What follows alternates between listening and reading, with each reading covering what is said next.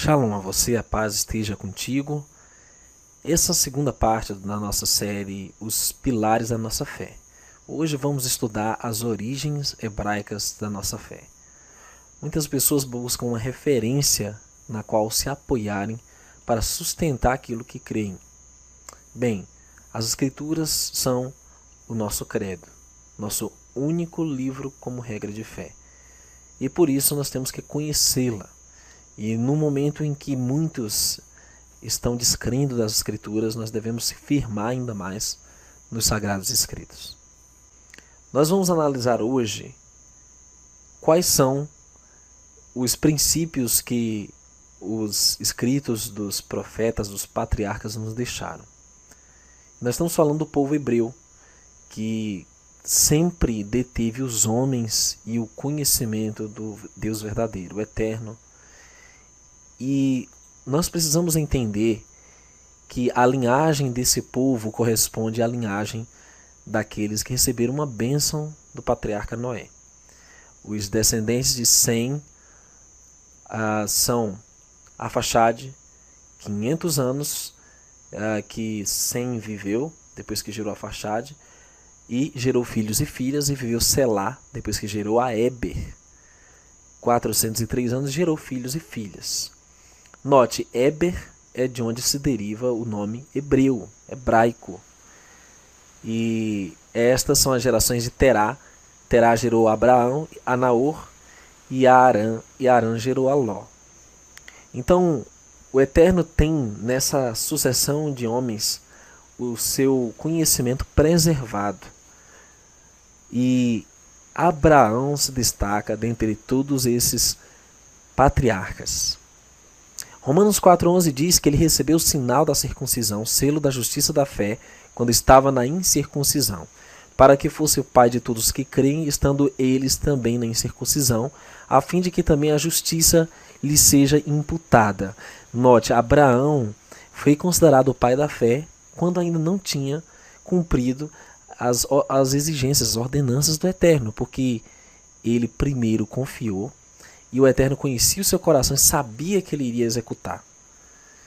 E o texto continua dizendo, em Gênesis 26:5, porquanto Abraão obedeceu minha voz, guardou o meu mandamento, meus preceitos, meus estatutos e as minhas leis. Por isso Abraão é o símbolo da justificação pela fé, na qual nós, gentios, que não somos talvez da linhagem sanguínea de Abraão, devemos nos apoiar. Muito bem. Aí está Moisés, uma outra figura de destaque entre o povo hebreu. Esse foi o precursor do Messias. Por quê? Porque ele preparou o caminho para o reconhecimento do Salvador quando ele viesse. Ele queria preparar o povo hebreu para ter um coração disposto, transformado para receber os ensinos do Messias. Neemias 9,14 relata que o teu santo sábado lhes fizeste conhecer, preceitos, estatutos e lei lhes mandaste pelo ministério de Moisés, teu servo. De todo nos corrompemos contra ti e não guardamos os mandamentos, nem os estatutos, nem os juízos que ordenaste a Moisés, teu servo. O amigo nota que foi o Eterno quem ordenou Moisés a passar essas instruções para o povo. Aí estão. Nós temos 4 tipos de leis. Nós temos leis morais, que ditam a conduta ética e moral de alguém. E a característica principal da Bíblia é essa, porque nenhuma outra religião ou ensino contém regras tão elevadas para a moral e a boa conduta do homem como as Escrituras. E aí nós temos as leis de saúde, que foram dadas também para o povo, quanto a alimentos que seriam impuros ou apropriados para se comer, e tantos outros hábitos de higiene que estão inclusos nesse bom estilo de vida. E nós temos a lei sacrificial. Essa lei estava inclusa no sistema levítico, que incluía ali todo um sistema no templo para sacrifício de animais, para ensinamento sobre o Messias que viria e faria tudo isso por toda a humanidade. E nós temos as leis civis que regem o julgamento e as sanções e penalidades são aplicadas sobre uma sociedade que vivia nesse tempo em um regime teocrático, onde o Eterno era o governante. Por isso os juízos eram executados imediatamente e eram aprovados pelo Criador, pois ele detinha toda a autoridade e ainda detém para executar quando quiser.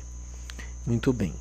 O que acontece é que as pessoas confundem que as leis morais e as leis de saúde, elas foram abolidas e que não precisam ser mais observadas, tanto quanto lei sacrificial ou lei civil, uma vez que o livro de Hebreus diz que eram sombras futuras. Mas nós devemos entender uma coisa: uma sombra nunca deixa de existir. Ela sempre vai apontar para a origem, para o real significado, para a real figura de tudo isso. Em Hebreus 7, 11 e 12 diz que há necessidade de mudança de lei, quando há a mudança ali do testamento, quando você vê a morte do Messias rasgando o véu do templo. Então templos, ritos ligados ao templo não precisavam ser mais observados, nem cordeiros sacrificados, uma vez que Yeshua, o Salvador, é o nosso cordeiro, que ele é o nosso sumo sacerdote, que ele está no templo, no céu, ministrando por nós, intercedendo desde quando subiu ao Pai. Em Mateus 5, 38 e 39, por exemplo, o Messias faz uma pequena adaptação de lei civil, olho por olho, dente por dente, para a lei de amar o próximo e não retaliar, dar o rosto para bater. Então você nota que houveram adaptações, sim, mas o Messias não aboliu, o Messias não revogou nada que era para ser perpétuo, um símbolo da redenção. Então note, todas as leis que estão na Torá, leis de saúde, leis que se aplicam à ética e à moral, elas ainda valem. As leis do decálogo, elas devem ser observadas, inclusive o sábado, que é o 4º mandamento. E nós temos a distinção de animais limpos, animais impuros. Nós temos as regras de higiene que ainda devem ser praticadas. Mateus 5, 17 e 19, o Messias diz que não veio anular a lei, ele veio para cumprir. Paulo diz aos Coríntios, no capítulo 10, 31, que nós devemos dar glória ao Criador quanto ao comer, beber ou qualquer outra prática. Então você nota que tudo que tem na Torá referente a essa conduta continua até os dias de hoje. Isso não pode ser revogado. Veja, nós temos alguns profetas que se destacaram na história do povo hebreu. Esse legado, ele jamais será anulado. Em 1 Samuel 3,19 diz que Samuel, enquanto crescia, o Senhor era com ele e nenhuma de todas as suas palavras deixou cair em Israel. A figura de Samuel foi imprescindível para levar o povo de volta ao Eterno, uma vez que havia corrupção no templo. Os filhos de Eli estavam avacalhando com o culto ao Eterno, então ele foi lá e restaurou o altar derribado. Foi juiz de Israel, um homem que reergueu o altar ao Eterno nos seus dias. E aí nós temos Davi, aquele que foi ungido pelo profeta Samuel como rei de Israel, aquele que seria o progenitor do próprio Messias e iniciaria uma linhagem de reinado, não só para Israel, mas como para todo mundo, como foi profetizado pelo Altíssimo sobre ele. Que disseste pela boca de Davi teu servo, porque bramaram os gentios, os povos, pensaram coisas vãs, levantaram seus reis da terra, e os príncipes se ajuntaram a uma contra o Senhor e contra o seu ungido. Sim, Davi, queridos, foi profeta. Pedro, no seu sermão de Pentecostes, no livro de Atos, ele fala que Davi profetizou sobre o Messias. E esse era considerado amado, querido, predileto, conhecido como homem segundo o coração de Deus. Principalmente aqueles que são usados pelo seu poder para declarar a sua gloriosa verdade. Davi errou, mas se arrependeu verdadeiramente.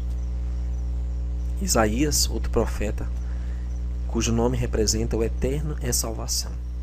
Ele é considerado como profeta messiânico, pois a maior parte de suas profecias predisse a vinda do Messias e todas as características para que o povo escolhido o reconhecesse. Em Mateus 4, 14 a 16 diz que para que se cumprisse o que foi dito pelo profeta Isaías, que diz: a terra de Zebulon e a terra de Naftali, junto ao caminho do mar, além do Jordão, a Galileia das nações. O povo que estava sentado em trevas viu grande luz. Aos que estavam assentados na região e sombra da morte, a luz raiou. Ele falou sobre os detalhes do nascimento do Messias, ele falou sobre os detalhes da sua vida, do seu ministério, da sua morte, da sua crucificação e ressurreição. Ezequiel, o profeta escolhido para as nações durante o cativeiro babilônico, cujo nome o Eterno fortalece, é um dos profetas mais enigmáticos dentre todos no Antigo Testamento, no chamado Antigo Testamento. Aqui diz: assim diz o Senhor Deus: eis que eu estou contra os pastores, nas suas mãos demandarei as minhas ovelhas, e eles deixarão de apacentar as ovelhas. Os pastores não se apacentarão mais a si mesmos, e livrarei as minhas ovelhas da sua boca, e não lhes servirão mais de pasto. Porque assim diz o Senhor Deus: eis que eu mesmo procurarei pelas minhas ovelhas e as buscarei. Ezequiel 34, 10 e 11.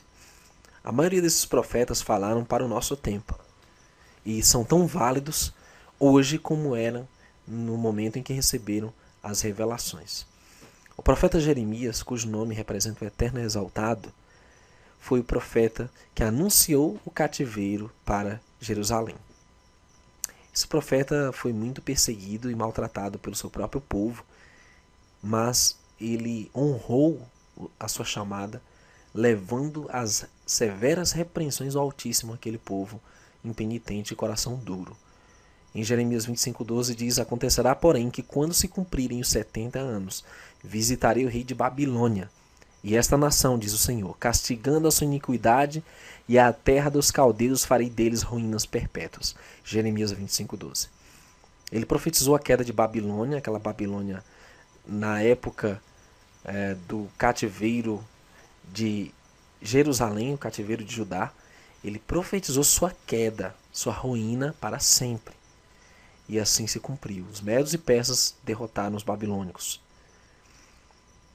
Queridos, na verdade, há uma luta incessante do inimigo das almas contra tudo que se relaciona ao Eterno, ao seu povo e ao legado que eles deixaram sobre a terra. Nós temos que ter referências. Embora o chamado cristianismo de Constantino e o protestante de Lutero tenham tentado aniquilar com o legado hebraico, nós sabemos que aquilo que o Eterno estabelece jamais passará. O movimento da nova era, que é o ajuntamento daqueles que já se encontraram separados da verdade, esse sistema de crença existe nas mais variadas formas desde os impérios terrenos mais antigos. Só no último império, de um único mundo, será completada a sua total maturidade. A preparação para essa mentira, para se espalhar pelo mundo e ser aceita como princípio geral, é crucial. Junto a essa aceitação está a ridicularização e o desenvolvimento de desdém contra o judaísmo e a cristandade por não se incluírem e rejeitarem a agenda do mundo único. Quando a visão desse mundo teosófico suplantar a visão judaico-cristã do mundo dentro da mente das pessoas em geral, a hora para o reaparecimento do anticristo estará certa. Então, veja, quando as pessoas rejeitarem as raízes hebraicas da nossa fé e elas rejeitarem os princípios que o Messias ensinou, então eles estarão prontos para receber o anticristo. Isso está acontecendo. O antissemitismo, perseguição e essa ridicularização dos judeus pela mídia, pela história, pelas autoridades religiosas. Nós vemos também essa usurpação dos ensinos do Messias pelo paganismo e pela idolatria de Roma. E você observa com essa infiltração das sociedades secretas nas igrejas, tanto evangélicas, representam esse movimento para desarraigar a origem real da nossa fé, desde os patriarcas e profetas no Antigo Testamento. Veja, o povo Yahudim, ou conhecido por nós como povo judeu, simplesmente significa o povo de Yahweh, o povo do Eterno. E Paulo explica um pouquinho melhor quem é o povo do Eterno. Ele diz que são israelitas, os israelitas literais lá, dos quais é a adoção de filhos, a glória, as alianças, a lei e o culto e as promessas, dos quais são os pais, e dos quais é Cristo segundo a carne, o qual é sobre todos Deus bendito eternamente. Amém. Não que a palavra de Deus haja faltado, porque nem todos os que são de Israel são israelitas. Veja, aqui Paulo ele faz uma explanação sobre o verdadeiro israelita. Ele diz que o verdadeiro israelita não é tão somente o que é de sangue, de descendência. Mas ele explica, nem por serem descendência de Abraão, são todos filhos. Mas em Isaque será chamada a tua descendência. Isto é, não são os filhos da carne que são filhos de Deus, mas os filhos da promessa são contados como descendência. Porque a palavra da promessa é esta: porque este tempo virei e Sara terá um filho. Não somente esta, mas também Rebeca, quando concebeu de Isaque, nosso pai. Porque não tendo eles ainda nascido, nem tendo feito bem ou mal, para que o propósito de Deus, segundo a eleição, ficasse firme, não por causa das obras, mas por aquele que chama. Observe, Isaque foi um filho da promessa, não um filho natural de Abraão. Porque, veja, ele era velho, Sara era velha, não tinham condições nenhuma de conceber, ela não tinha condição de dar à luz naquela idade. Então, foi pela promessa e por crer nessa promessa que eles vieram. Não foi pelos méritos de Abraão, pelos esforços dele ou pela inclinação natural que veio aquele filho, mas pela promessa. E assim são os filhos da promessa hoje, os quais, ele explica melhor, somos nós, a quem também chamou, não só dentre os judeus, mas também dentre os gentios, como também dizem Oséias: chamarei meu povo ao que não era meu povo, e amada a que não era amada. Sucederá que no lugar em que lhes foi dito, vós não sois meu povo, aí serão chamados filhos do Deus vivo.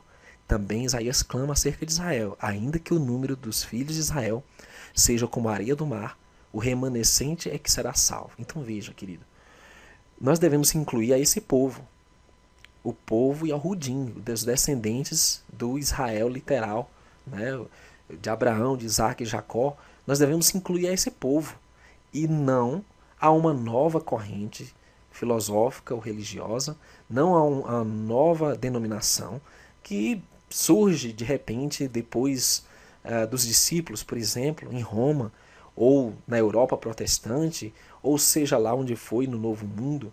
Nós devemos fazer parte do povo Yahudim, o povo que descende dos filhos de Abraão, de Isaque e Jacó, a fé que aqueles verdadeiros homens israelitas tiveram.